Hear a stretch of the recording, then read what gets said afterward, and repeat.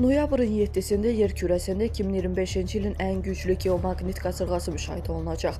Interfax agentliyinin məlumatına görə bugün son bir neçə ilin ən güclü geomaqnit qasırğalarından biri baş verəcək. Plazma axınlarının hərəkət modeli ötən ilin 11-12 may tarixlərində qeydə alınmış J5 səviyyəli ən yüksək dərəcə geomaqnit qasırğası zamanı müşahidə olunan vəziyyətə çox bənzəyir. Həmin vaxt yerə eyni anda bir neçə koronal kütlə atılması səmaya hadisəsi başa çatmış və onlar hərəkət zamanı birləşərək rekord ölçüdə vahid struktur əmələ gətirmişdilər.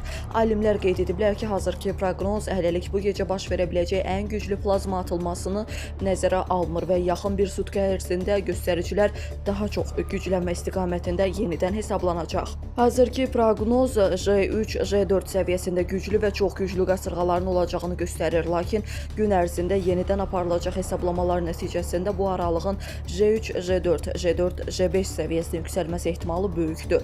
Yeganə müsbət məqam ondan ibarətdir ki, riyazi hesablamalara görə qasırğanın əsas zərbəsi yerin sol kənar hissəsindən keçəcək və planetə plazma buludunun yalnız periferik sahələri toxunacaq, deyə alimlər bildiriblər.